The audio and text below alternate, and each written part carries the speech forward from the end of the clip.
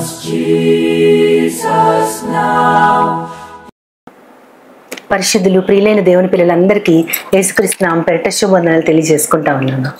ఆ మధ్య ఒక వెడ్డింగ్ కార్డ్ని నేను చూడడం జరిగింది. అంటే మాకు ఆ ఇన్విటేషన్ ఇచ్చి వెళ్ళిన తర్వాత నేను దాన్ని జాగ్రత్తగా చూస్తున్నప్పుడు అందులో పెళ్లి కొడుకు పెళ్లి కూతురు వివరాలతో పాటు కింద మంచి బోల్డ్ లెటర్స్తో బార్న్ అగైన్ కపుల్ అని పెట్టారనమాట.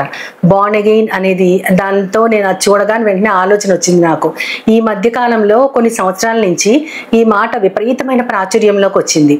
బార్న్ అగైన్ అనేది చాలా మంది అంటే ఏంటి అని అడుగుతూ ఉంటారు, కానీ అదే కొత్త ఇదేం కాదు. అది దాని గురించి దేవుడు ఎప్పుడో మాట్లాడారు, కానీ ఇటీవల కాలంలో అది ఎక్కువ ప్రాచుర్యంలోకి తీసుకురాబడింది. దేవుని నిమిత్తం కొత్తగా జన్మించడం అనేది కొత్త విషయం కాదు, కానీ మనమైతే అంటే మెయిన్ లైన్ చర్చెస్లో చిన్నప్పటి నుంచి ఒక క్రమ పద్ధతిలో చర్చ్కి వెళ్తూ అక్కడ ఉన్న ప్రోగ్రామ్స్ అన్నిటికీ అటెండ్ అవుతూ ఇంట్లో ప్రార్థనలు చేసుకుంటూ మామూలుగా టేక్ ఇట్ ఫర్ గ్రాంటెడ్ లాగా ఇది మనకు అలవాటైపోయిన ఒక కార్యక్రమం లాగా లోకంలో కూడా జీవిస్తూ మామూలుగా ఆదివారాలు మామూలుగానే ఉంటూ ఈ విధంగా ఉంటున్నాం. దీనిని గమనించిన కొంతమంది క్రైస్తవులంటే ప్రత్యేకంగా పిలువబడిన వారు దేవుని కోసం మాత్రమే జీవించాలి, లోకానికి వ్యతిరేకంగా వారి స్వభావం ఉండాలని ఎవరైతే గుర్తించారో వారు ఈ బార్న్ అగైన్ కాన్సెప్ట్ని లైమ్ లైట్లోకి తీసుకొచ్చారని అనుకుంటా ఉన్నాను. అయితే ఈ కాన్సెప్ట్ని మనం ఆలోచిస్తే యోహాను గారు రాసిన సువార్త 3వ అధ్యాయము 5వ వచనంలో చాలా స్పష్టంగా యేసుక్రీస్తు వారు మాట్లాడుతూ అక్కడ నికోదేము అనే ఒక పరిసయుడు మనకు కనపడతారు. ఆయన చాలా పెద్దవారు, అన్ని రకాలైనటువంటి దైవ గ్రంథాలు ధర్మశాస్త్ర గ్రంథంలో మంచి జ్ఞానాన్ని కలిగి యేసుక్రీస్తు వారితో మాట్లాడుతూ ఉన్నప్పుడు ఆయన ఏం చెప్తారంటే, ఒకడు నీటి మూలముగాను ఆత్మ మూలముగాను తిరిగి జన్మించితే గాని పరలోక రాజ్యంలోకి ప్రవేశించలేరు అని చెప్తారు. అక్కడ 3వ అధ్యాయం 5వ వచనంలో ఆ మాట స్పష్టంగా ఉంటది. ఆ తర్వాత ముసలివాడనైనా నేను మళ్ళీ తిరిగి తల్లి గర్భంలోకి ప్రవేశించి ఎలా జన్మిస్తాను అన్నప్పుడు వారి సంభాషణ చాలా వివరంగా స్పష్టంగా కొనసాగుతూ ఉంటది. ఇక్కడ మనం 2 అంశాలను గమనించవచ్చు. తిరిగి మరలా జన్మించడం, పరలోక రాజ్య ప్రవేశానికి అర్హమైనవి 2 ఉన్నాయి. ఒకటి నీరు, ఒకటి ఆత్మ.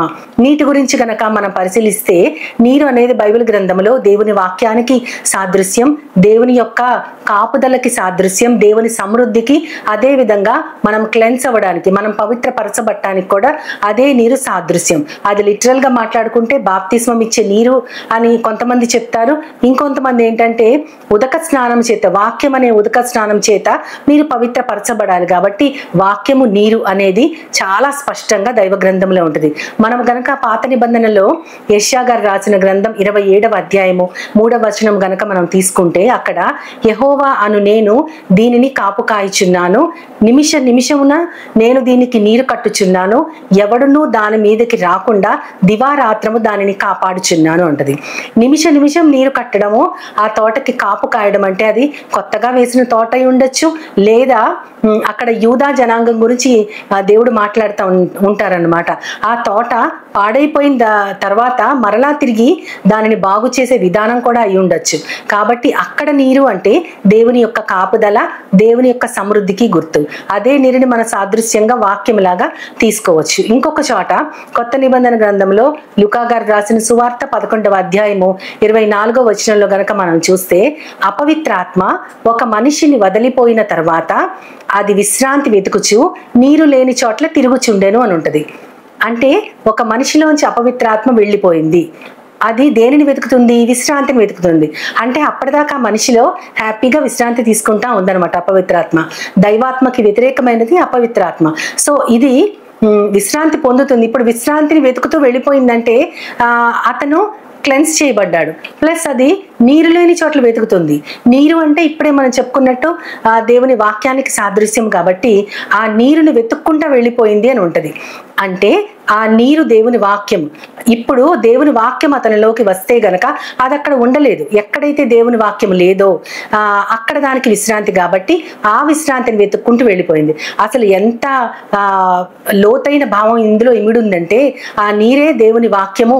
దేవుని వాక్యముతో మనం నిండి ఉంటే చెప్తారు కదా, హృదయ హృదయం దేనితో నిండి ఉందో నోరు దానిని బట్టి మాట్లాడుతుంది అని చెప్తారు. కాబట్టి మన హృదయంలో దేవుని వాక్యం నిండి ఉంటే, కాపుదల మనకు ఉంటే గనక దైవాత్మ తప్ప ఏ అపవిత్రాత్మ కూడా మనల్ని టచ్ చేయడానికి అస్సలు పర్మిషనే దేవుడు ఇవ్వరు. అదేవిధంగా యాకోబు గారు రాసిన పత్రికలో 3వ అధ్యాయం 11వ వచనములో నీటి బుగ్గలోంచి ఒక్క జల నుండే తీయ నీరు చేదు నీరు కూడా ఊరతదా అని ఉంటుంది. అంటే ఒక స్ప్రింగ్స్ ఆఫ్ వాటర్ని ఆలోచిస్తే అందులోంచి తీయటి నీరన్నా ఊరాలి, చేదు నీరన్నా ఊరాలి. రెండు ఎలా ఊరతాయి అంటే దేవుని వాక్యము మాట్లాడుకుంటూ అదే నోటితో ఇతర మనుషులను కూడా శపిస్తూ ఉంటే అది ఎలా సాధ్యమో. కాబట్టి నిజంగా దేవుని ఆత్మను పొందిన వారు తీయటి నీరు లాంటి దేవుని మాటలే మాట్లాడుతూ ఉంటారు. అది నీటి యొక్క అర్థము. అంటే మన శరీరానికి పోషణకి అవసరమైన నీరు దేవుని వాక్యమే. అది మన శరీరాన్ని కడిగి పవిత్రపరిచి దేవునికి ఇష్టమైన రీతిలో మనల్ని నడిపిస్తూ ఉంటుంది. మనల్ని శరీరాన్ని నడిపించేది దేవుని యొక్క ఆత్మ. రోమీలకు రాస్తూ పౌలు గారు ఏమంటారు అంటే మనుష్యాత్మ దైవాత్మ అని 2 విధాలుగా మాట్లాడతారు. మనుష్యాత్మ నేర్పు సంగతులతో మనిషి నడిస్తే దైవాత్మ సంగతుల్ని మనం వినిపించుకోలేము.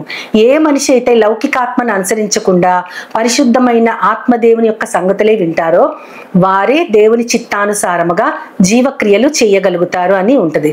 కాబట్టి నీరు అనేది దేవుని వాక్యం కాబట్టి ఆ జీవజలాన్ని ఇచ్చేది యేసుక్రీస్తు వారే కాబట్టి ఆయనే జీవజలం అయి ఉన్నారు. ఆయన జీవజలము అయితే గనక మనము ఆయన ఆత్మను పొంది హృదయము, శరీరము, మనస్సు కూడా పరిశుభ్రపరచబడి పరిశుద్ధమైన జీవితంతో మనం జీవిస్తూ ఉండటమే ఆయన మనలోంచి కోరుకున్నాడు. సమరయ స్త్రీతో ఒక మాట పలికితివి, జీవజలము నీవు వరముగా ఇచ్చితివి. లాజరు లెమ్మని ఒక మాట పలికితివి, ప్రాణమునిచ్చి నీవు మరలా నిలిపితివి. సమరయ స్త్రీతో ఒక మాట పలికితివి, జీవజలము నీవు వరముగా ఇచ్చితివి.